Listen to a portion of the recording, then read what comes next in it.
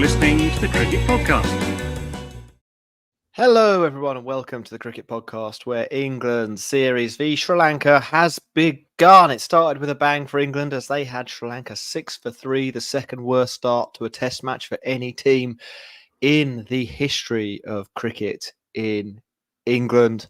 But Sri Lanka, they fought back well. We'll be talking about all of that, giving a little bit of a series preview, overview thing that we forgot to do before the series actually started, and reflecting on the 100th final, the finale weekend, which featured a superset and a pretty decent denouement, I would say. Max, you are joining me today. How are you doing? Hello. Very good, thank you. Yes, the white ball's over, straight back into the red ball, and it's nice once again. Change of pace, all the colour and loudness replaced by some humming and everything in white and red. Yeah, lots of coldness. It looked like. Yeah, it was very breezy, wasn't it, at Old Trafford? I don't think I've ever seen. Oh, go on. I think apparently there's some sort of remnants of Hurricane Ernesto. They're working their way into the UK, so it's making it very autumnal and not very Test crickety in Manchester. No, certainly. I've never seen people watching cricket in a duvet until today. And I saw on the balcony. Multiple people who are in bed watching the cricket. And I can think of worse things to do. Yeah, to be honest, than sit on a balcony watching cricket in a duvet. Max, let's talk about the cricket today first, then we'll maybe talk about the series more broadly. Mm-hmm. What happened? Well, you summed it up very briefly, but very accurately, Jack. The day started with Sri Lanka winning the toss at Old Trafford, and before you could say who is opening the batting for Sri Lanka, they weren't there anymore, and Sri Lanka were 6-3 and in real danger of amassing a score that could barely even challenge the size of a Chelsea squad. But they rallied. It was Dhananjaya de Silva, the captain, with an impressive 70, and then Milan Ratneka, who was, I think, a surprise inclusion at the start of the day, as the number 9 coming in and putting in a real steadfast, rebuttal of England's bowlers, because I can't speak and get words out apparently. And a 72 for him. He fell at the end trying to pump Shah Bashir down the ground, and 236 all out for Sri Lanka. In response, England managed to fairly easily make their way to 22 for no wicket after 2 overs apiece from the spinners, and all set up for day 2. I think nice to see Sri Lanka come in and put in a bit of a fight, because it was all looking very concerning after about 15 minutes. So that was pleasing. And I can't be many days, Jack, where there have been more overs bowled by spin on day 1 of a test in England. I know part of that is because it got very dark towards the end, but that was, what was it in the end? 27 overs. 34 overs of spin. That's a lot of overs in England, certainly. And I think it's either the second time or it's the second time in a long time, going back more than a decade, that a team has opened the bowling with spin from both ends. Now, obviously, that was weather related, but the fact that it was even a viable strategy and you wouldn't just walk off and be like, "Now we'll bowl tomorrow," probably does tell you a little bit about the quality of the surface. We should probably talk first, I think, about the Sri Lankan fight back before we get into what England did well to force the fight back. Men of the hour, very much Dhananjaya de Silva captaining and racking up 74 off 84 balls, a proper counter-attacking innings from him. Mm-hmm. And then Ratnayaka, who hit 72 off 135 balls, his highest ever score in first-class cricket on debut. Well, if there's a team you want to do it against, or a team that you're going to do it against, it is England, isn't it? Let's face it. You've got Bumrah, the all-rounder, coming in and slaying England. So it's what we do as England, as a cricket team. We give people their day in the sun with the bat. So what happened? Why did the wheels come off for England? Was it actually really easy to bat the whole time? Was it Pope bowling too much spin when he should have trusted his seam bowlers? Mm. What was the issue? Why did England let this happen again? Well, I think you have to. I mean, firstly, you got to give a lot of credit to the way that Rathnayaka, is it Rathnayaka? I was in Go with work, your so one. I didn't have the comms, so I don't know what the correct Milan. Milan, yeah. Yeah. Rathneka and Dhananjaya, you have to give them credit for the way they batted. I think Dhananjaya in particular looked pretty untroubled in that middle order. And to be fair to Dinesh Chandimal, he looked pretty good as well when he came in and got an absolute joke of a ball from Shahid Bashir in the first session, which bounced back of a length and trapped him in front of LBW at ankle height. The kind of delivery that if it had happened in Ahmedabad, every cricket fan in England would be screaming at the TV about how much of a disgrace it was that this pitch had been put out and that it was doing stuff like this on day one and that it's not cricket and it's outrageous. So that was, I mean, that was quite funny that it happened for everyone except the Sri Lankans. And yeah, I think there was that. The ball did a bit to start, didn't it? And then it kind of, I think you sort of see it once it got a bit softer. I think there was a little bit of moisture around as well in the outfield, so it kind of stopped doing too much. So there was a lot of spin in play, as you said, that Ollie Pope went to.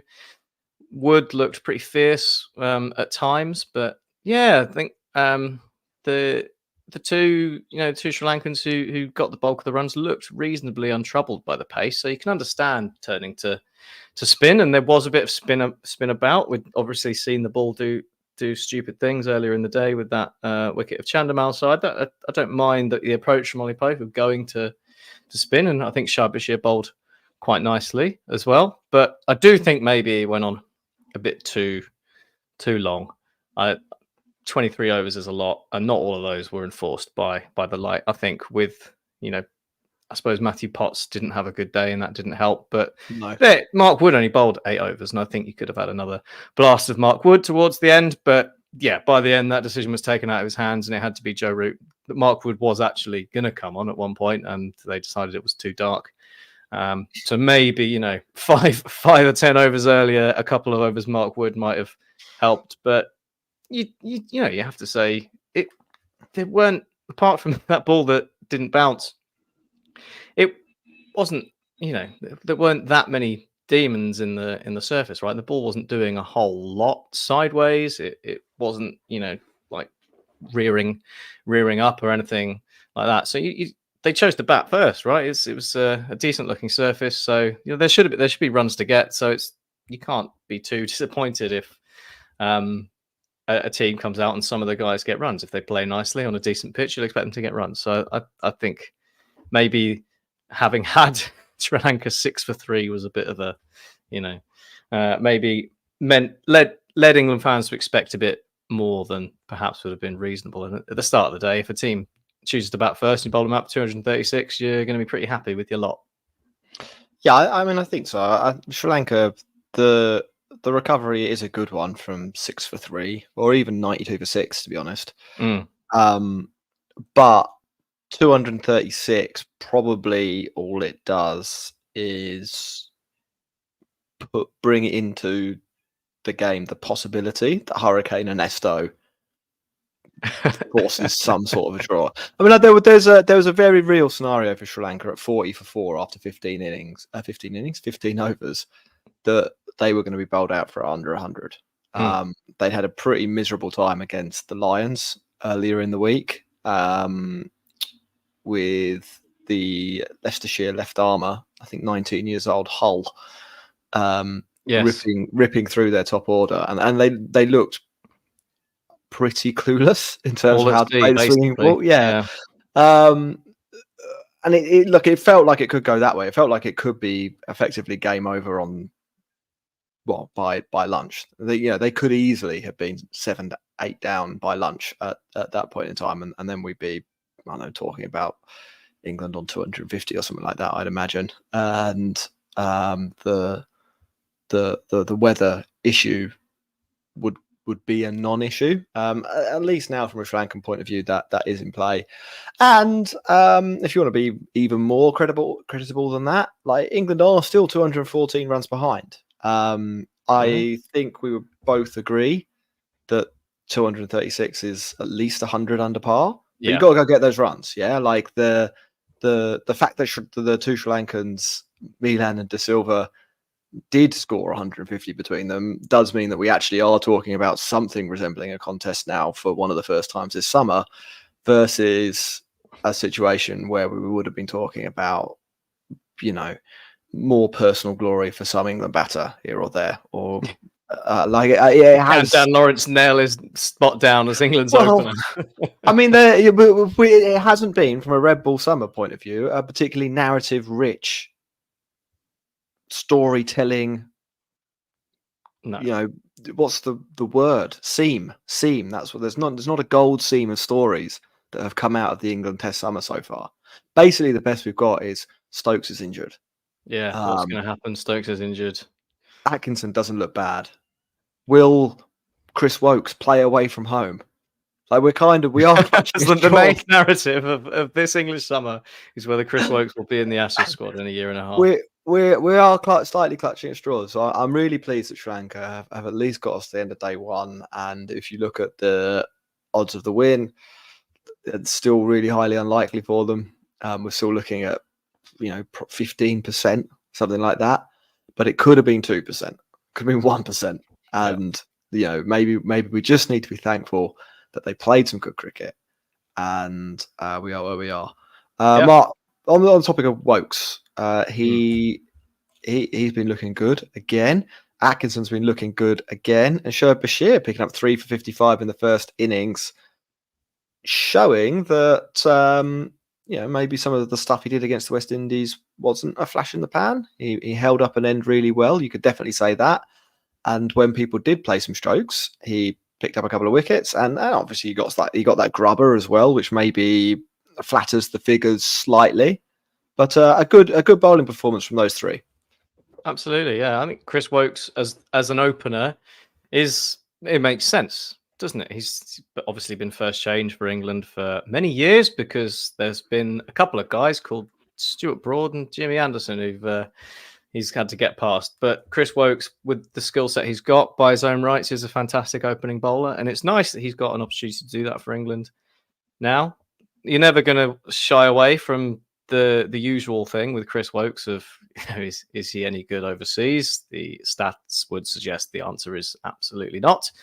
But when the ball's moving around and doing a bit, he's as good as anyone in England, and he's proving that. So that's nice, and by all accounts, a very nice bloke as well. So you like to see him do well. So it's good to have that kind of replacement, I suppose, to come in and step up. I've been really impressed with Gus Atkinson and how effective he's been opening the bowling, because it's not, he doesn't have that skill set that you would, I guess, associate naturally with English opening bowlers. He doesn't really move it in the air much. He's very much, pick a spot, good pace, make it really awkward. He gets a little bit of nibble either side. He bowls scrambled seam, and gets the pitch to do the work, I suppose. But that's the hardest thing to play if the ball moves off the surface. And he's been really consistent. He's bowled at good pace. He's bowled some sort of quite difficult to awkward to face short balls as well. So he's got that in his locker. So really nice to see Gus Atkinson step up and show that he's got something. So the future looks good for England, minus Broad and Anderson. But I guess you do have to, on the other hand, Matthew Potts not having his finest day. But do we just chalk it up to a bad day, or is I don't know? Do we look at those 9 overs and say, Matthew Potts, you're no good, you're out the side? I think his test career is probably over after he took no wickets in 9 overs. Any test bowler that returns figures of that should probably be retired from the sport. No, I think I don't know. He just didn't bowl very well. Like that's the long and the short. It happens, doesn't it? It happens. It was probably off slightly, and you never really know why. I mean, like maybe the wind was affecting him. Yeah. That is a thing. Maybe it's lack of match practice. I don't necessarily subscribe to that theory myself, but I'm sure people will be banding it around. I think it probably is just an off day, and that happens. I mean, it's quite rare when you look at a bowling attack and all 4 or all 5 of the bowlers take wickets and don't go for any runs. Like normally there's somebody, and this is the point of having a varied bowling attack, or maybe not the point, but the con of having a varied bowling attack is that if you have a varied bowling attack, probably one of them isn't going to work. Yeah. If you have in England, and England have done this for large parts of the last 2 decades, if you have 4 right arm swing / seam bowlers, you can be really difficult to play when things go for you. And when they do go for you, all 4 of the bowlers are causing mayhem, and England are making it look very easy. When conditions don't suit that type of bowling, though, and especially away from home, we've seen that fall down. Yeah. Obviously, that changes around, doesn't it? Like, it's sometimes conditions don't suit you. I think he didn't bowl well. I don't think it was a conditions thing, but that is something to be factored in as well. Like early on, it definitely suited Chris Wokes. Like Chris Wokes probably couldn't have ordered a better pitch / overhead conditions to come in and do his stuff. Like it was absolutely ideal, and it probably wasn't a million miles away from what Gus Atkinson would like as well. Like a pitch that had a little bit of pace, had a little bit of bounce, and where if you got it in the right areas, you would cause issues. I would have thought that probably would have suited Potts too, but I guess it didn't hit that area. I think he possibly bowled at a point where it maybe got a little bit easier to bat, but it was very hard to work out whether it's it's a bit chicken egg, isn't it? Like it did look easy to bat when Matthew Potts was bowling, but maybe that's because Matthew Potts was bowling and he was bowling badly. Yeah. Final thing to talk about, I think, from the day is England's 4 over innings. They finished 22 for 0 at the end of the day. If you were Sri Lanka, would you have come out and bowled? Yeah, I would. Yeah, No, because Ben Duckett is a good player of spin, and I suppose there is a risk that he could attack you. But you know how England are going to approach the innings, even with however many it was 4 overs in the end. It might have been 10, 12, whatever. Yeah, but they could have bowled. They could have bowled 12 or 15, I think, if they managed to carry on. Though, yeah. But England aren't going to come out and then just try and see those out. They're going to try and come out and get a few quick runs on the board, and there's every opportunity that if that happens, you could nick a cheap wicket early up. Ben Duckett going for a sweep shot, top edging it. It sort of nearly happened. He went for a sweep off Dhananjaya,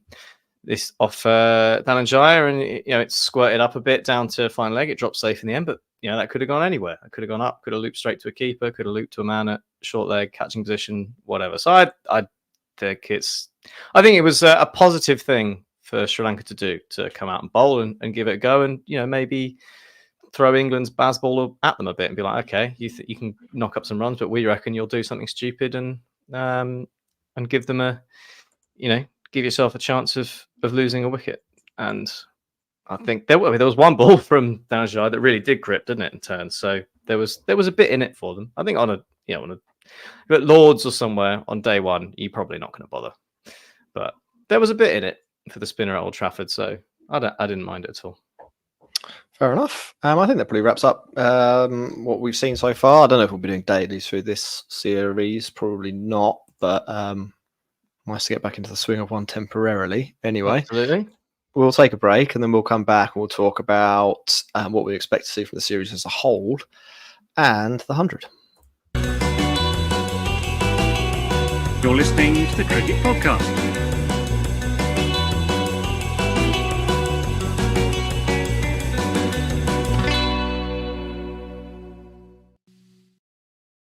Welcome back, everyone, to the Cricket Podcast, where we're talking England, Sri Lanka, and the 100. Max, we talked about what happened on day one of the series. If we cast our minds back to day -1, there's no really day 0, is there?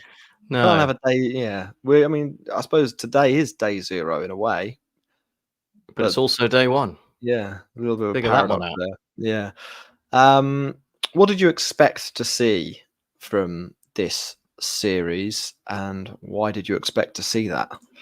Well, this morning in the Discord, patreon.com/cricketpod, just in case you wanted to join.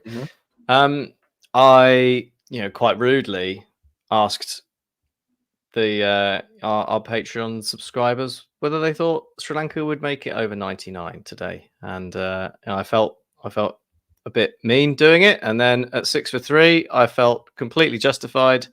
And like I said, I'm very pleased that Sri Lanka dug in and put on a bit of a fight back and made something of it. But that's after watching that Lion or seeing what happened in that Lions warm-up game, I did fear that Sri Lanka were going to be on the end of a bit of a hiding in England and with the moving ball.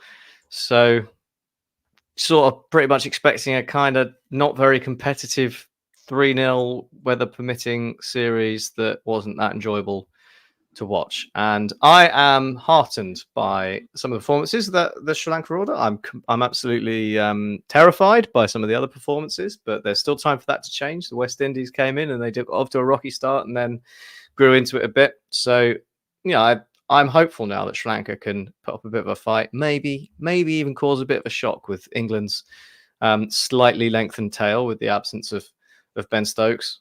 But yeah, not not holding out much hope for a Sri Lanka win. But it was nice to see them do something a bit today.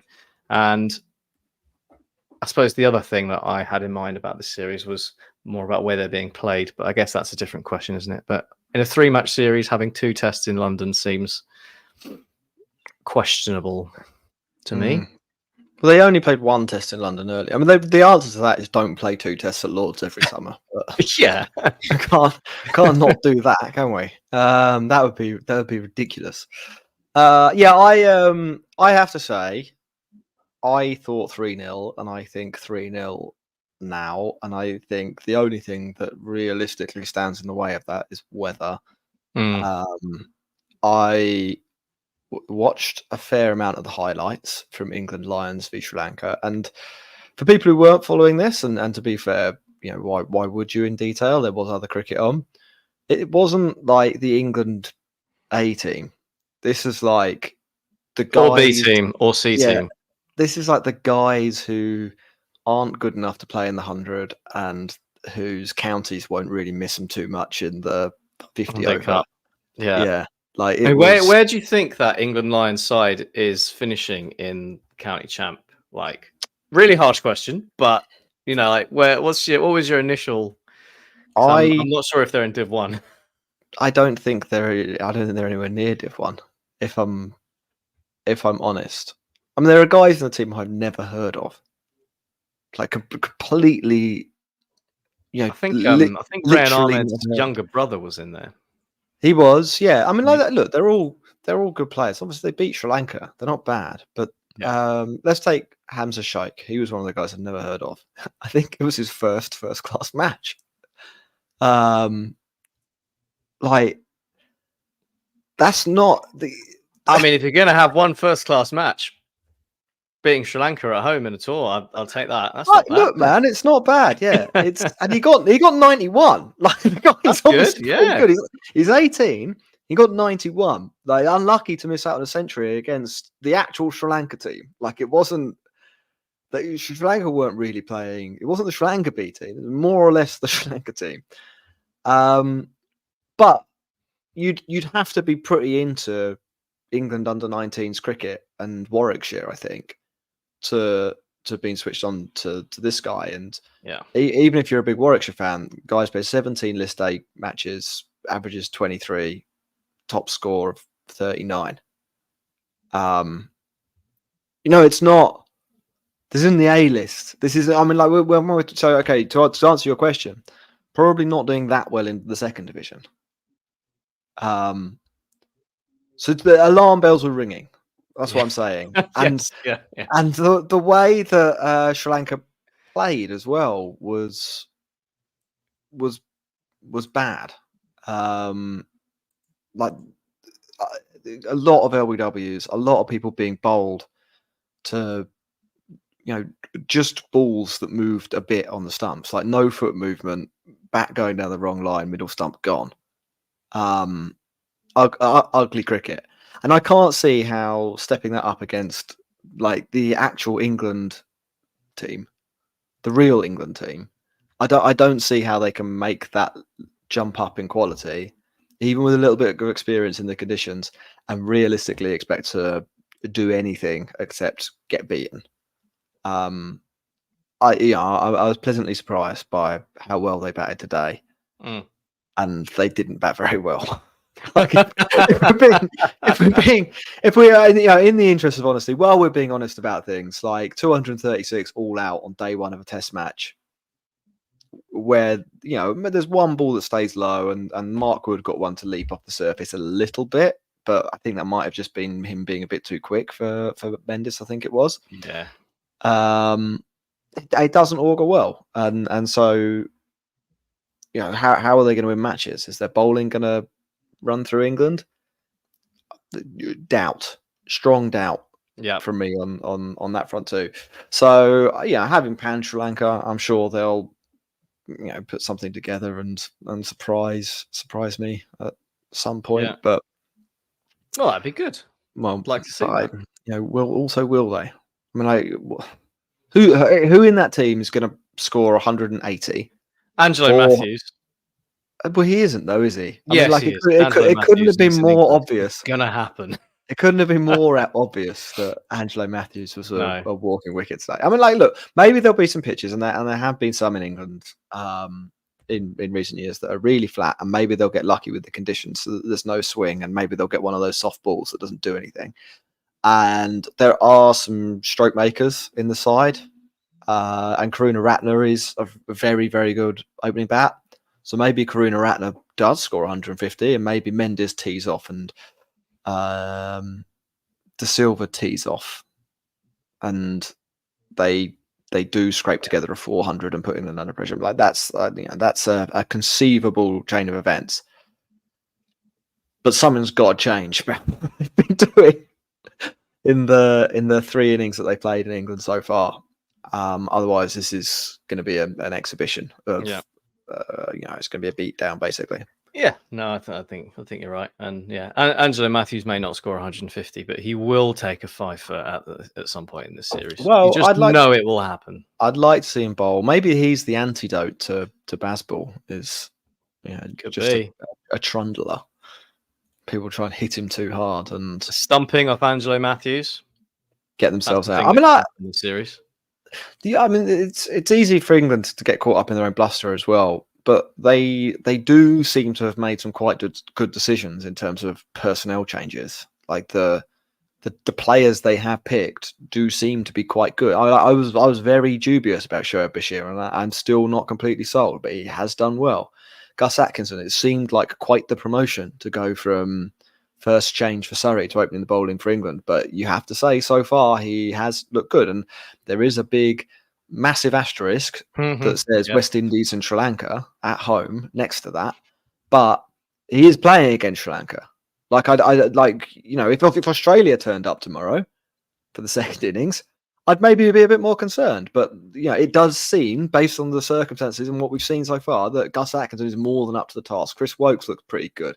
Jamie Smith looks extremely competent, and West Indies, they had a decent bowling attack, and he looked really good against them. Harry Brook is better than Johnny Bairstow.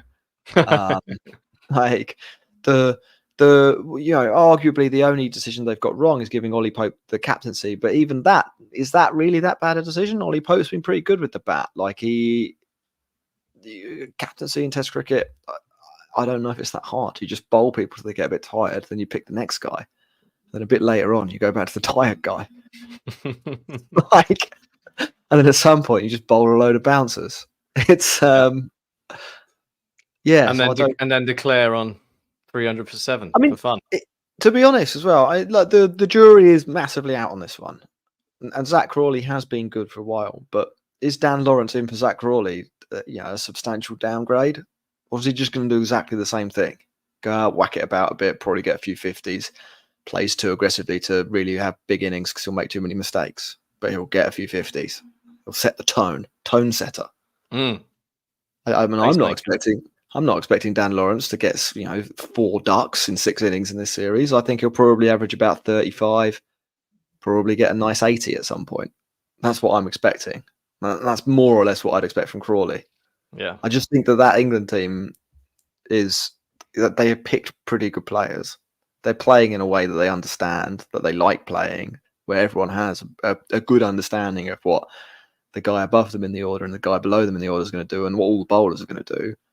And I don't see that from Sri Lanka. And then you've got to factor in also the conditions and probably also the golf in talent. And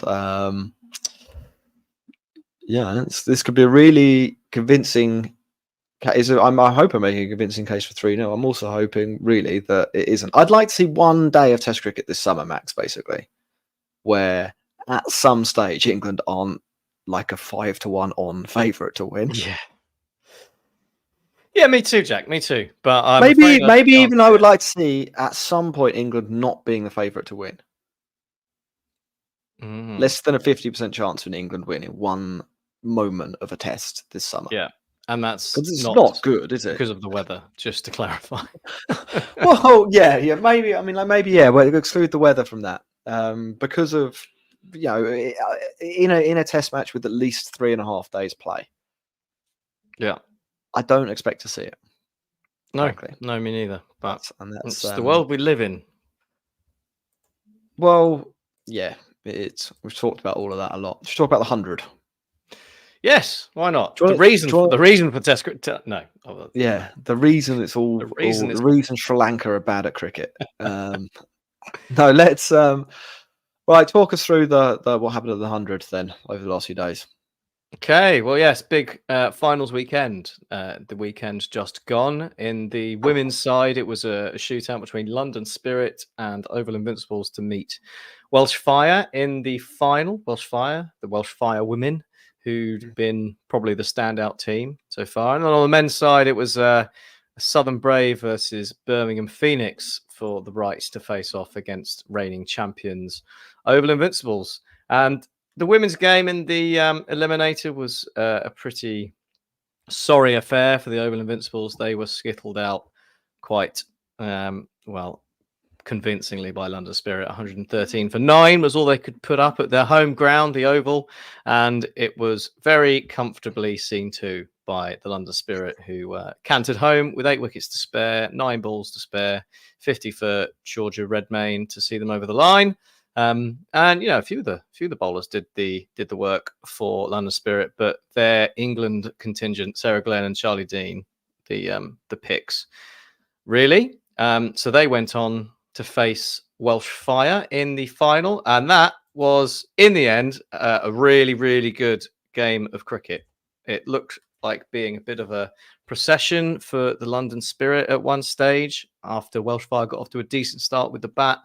Jess Jonasson hit 54 of 41 to drag the Welsh Fire to any sort of total because after Beaumont and Matthews had gone, she was the only one who hit double figures. 2-0-2-1-1-1 read the other scores for the Welsh Fire batting lineup. Not so good. And yeah, London Spirit looked like they were going to canter home, but Shabnam Ismail kept coming back and taking wickets with some really quite impressive pacey bowling. And it got a bit dicey towards the end, but they saw it over the line. Daniel Gibson came in and hit 22 off 9 in the end to get London Spirit over the line and get them to victory. I think the big thing from the women's side, Jack, Welsh Fire and London Spirit being in the final after being quite comfortably the 2 worst franchise in the whole of the 100 for the first 3 years, is a nice turnaround, isn't it? That's franchise cricket for you. Yeah. Twists and turns, but nothing else. I thought. Well, you've got to give them a lot of credit, both of them, for bouncing back. I felt a bit sorry for Welsh Fire women for not being able to get over the line in the end. I think they're probably a better team overall, but that's also, I mean, like without the sense of sarcasm, that is also one of the joys of the shorter format, is that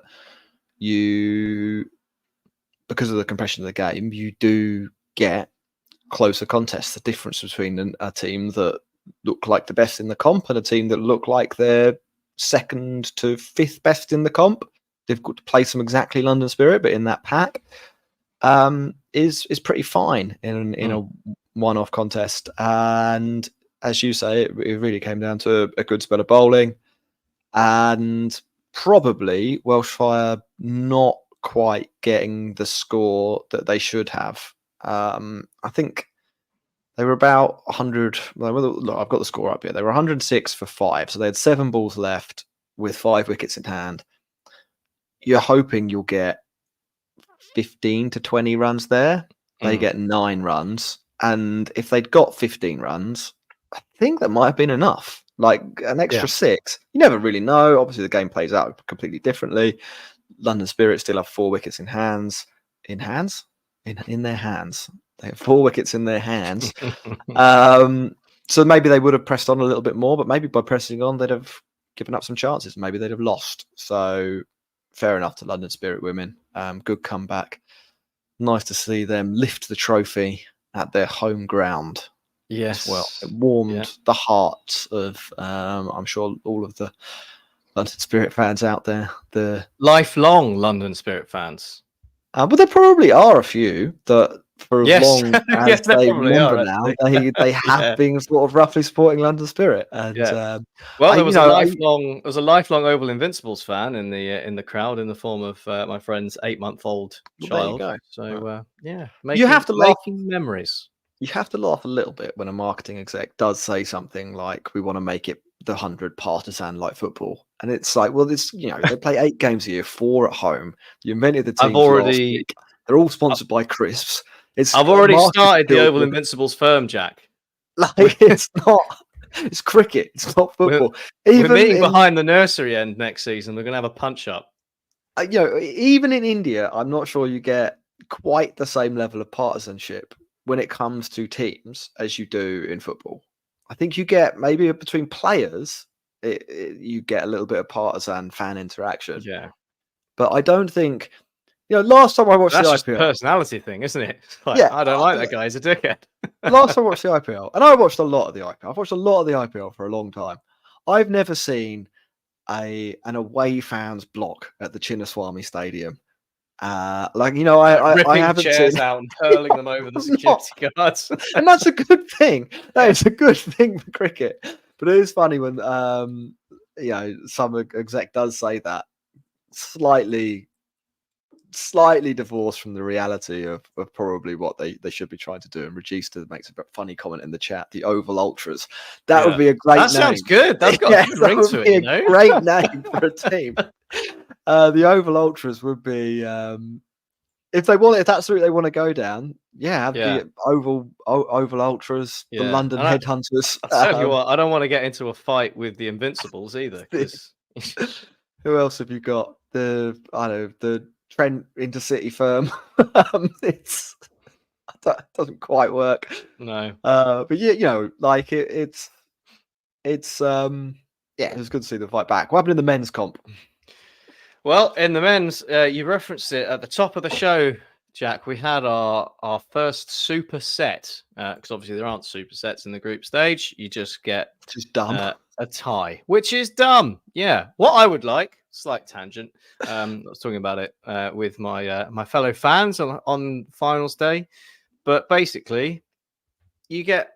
If it's a tie, then I think you should share points for tying, and I think this should happen in all cricket with super overs. Really, I don't think it should be straight win-loss for a super over. I think there should be some recognition of the fact that you tied the actual game, but then you get a bonus point if you win on a super over. Now, obviously, that doesn't really work with the way ties and things work by giving 2 points for a win. So you might have to increase points to a win for a 4 or something if people can cope with the maths. But I think you should get something for tying, because this is a semi-final though. Yeah, no, semi-final. Obviously in a semi-final you win or you don't. That's not the point. But I mean, in the group stage, because there are, like, in the IPL you get super overs and it's win or lose. But I think if you've tied the actual game of cricket, you should get a point. High stakes action. That's what I want.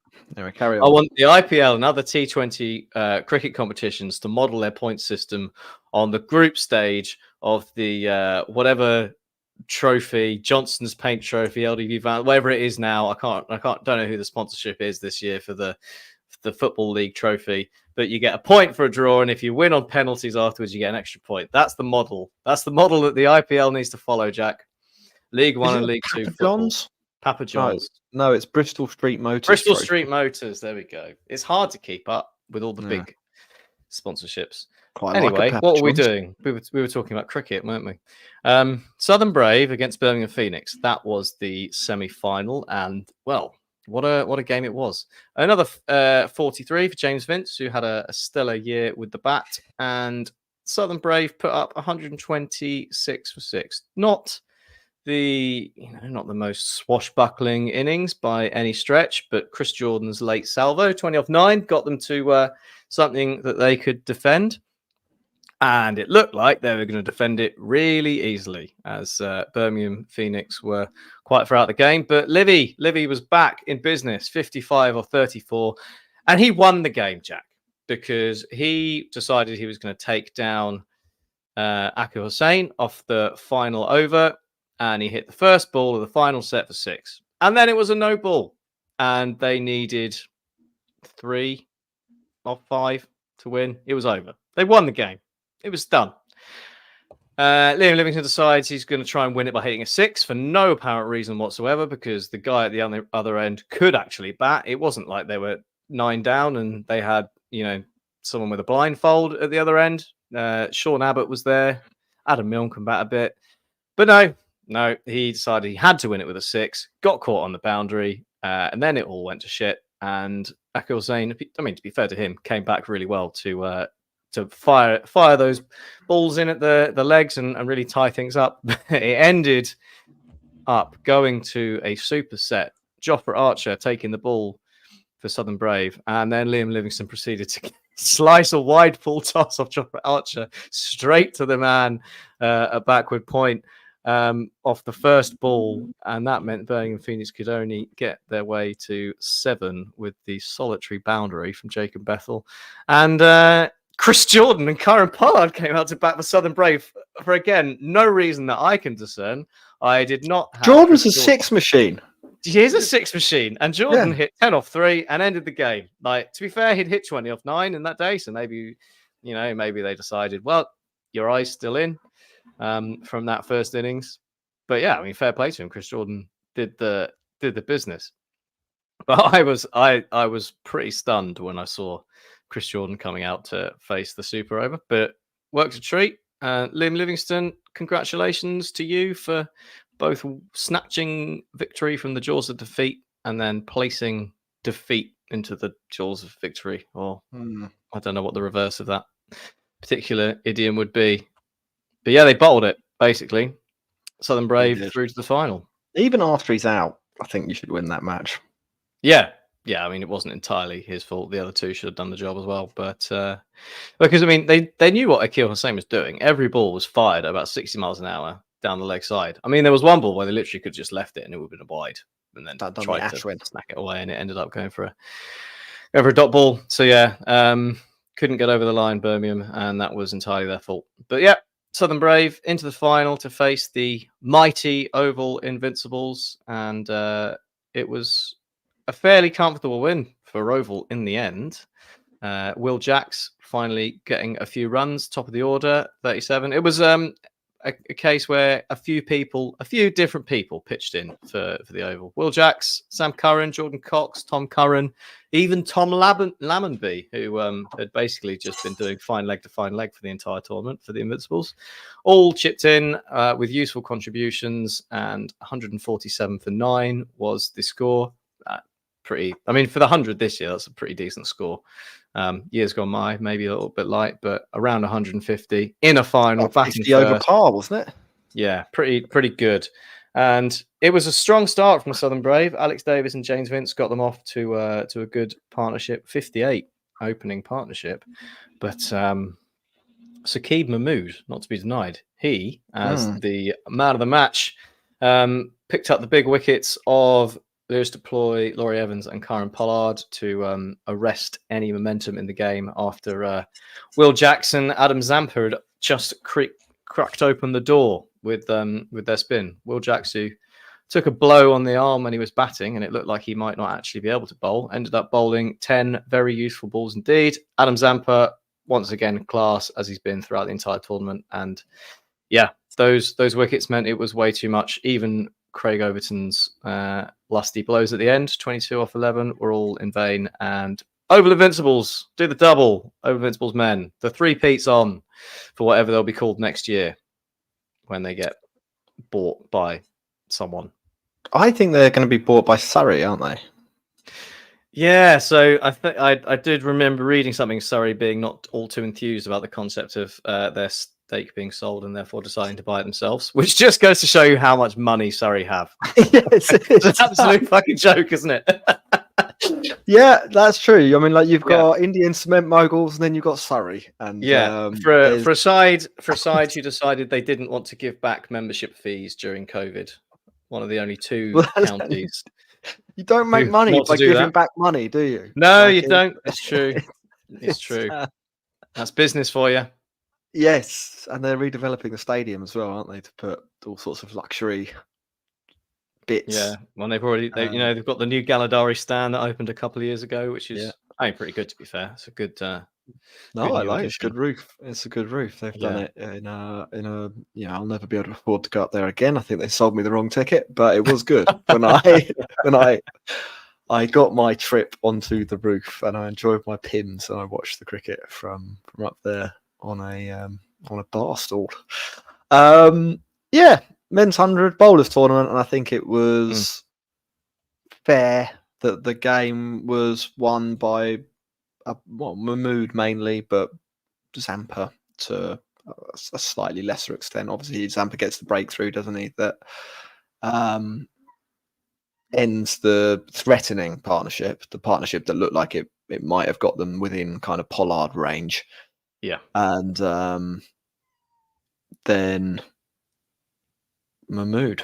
You got to say, it was a great. He bowled back to back, didn't he? He bowled 10 balls in a row. He did. And that was. I mean, that was a great call. I've often been known to be a little dismayed sometimes at the captaincy of the Oval Invincibles, but Sam Billings got it spot on in that final, and that decision was because you don't often. It was from two different ends as well. You don't often see that, but good call while he was fired up. I think it's probably fair to say that Sam Billings is on a trajectory to become the English Dhoni at this point in time. It's back-to-back wins. He'll be specialist captain in the Test side before you know it. Cool Kid asks, is RCB now officially better than Southern Brave? I think that's still quite close to call. To be honest, it might depend on where it's played. RCB at the end of the IPL, probably. RCB at the beginning of the IPL, definitely not. Yeah, and where are we playing? Are we playing at the Rose Bowl, or are we playing, or the Ageas Bowl? Sorry, or are we playing in the Chinnaswamy? I mean, or does it matter? The 100 this year and the IPL this year may as well have been completely different sports.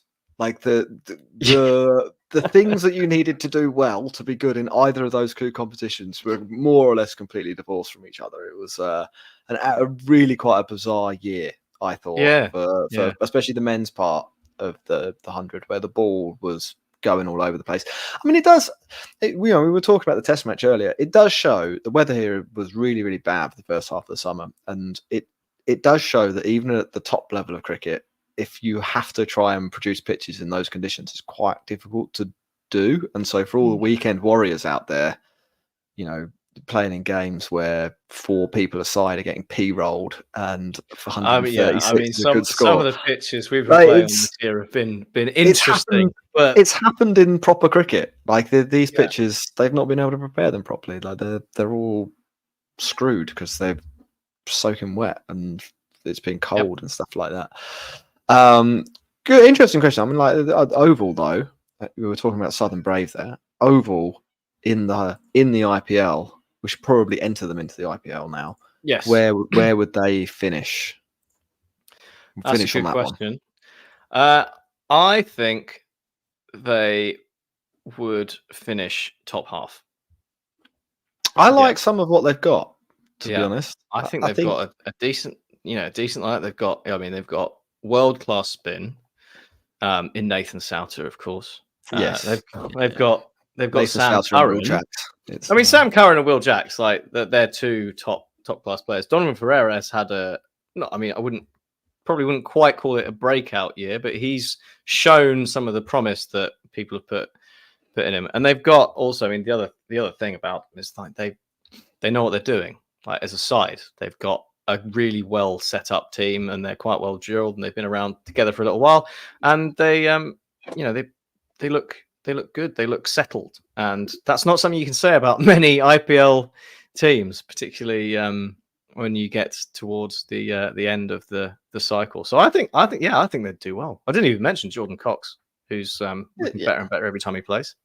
I top half. I'm not sure about top half. Actually, think about it, but I don't think they'd be disgraceful. They'd have a shout. Punjab, they're beating Punjab. Yeah, they're Sam Curran's beating Sam Curran.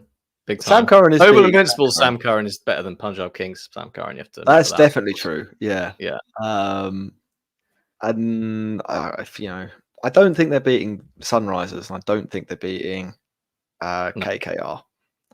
I think they come fifth. Can't think they come fifth. They'll be that's probably about right. They'll definitely win a few matches. I think ultimately they're probably a seam bowler like a really good seam bowler. Mahmood is they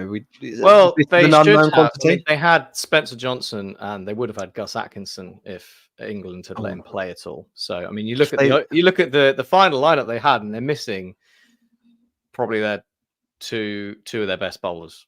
If you put them in, then I think top half is achievable. Yeah.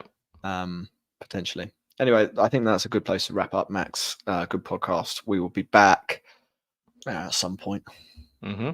When we get some drama, let's have some drama. Come on, Sri Lanka. Yeah. We need something to get our teeth into. Stoke the fires of Cricket Podcast. Come on. Goodbye.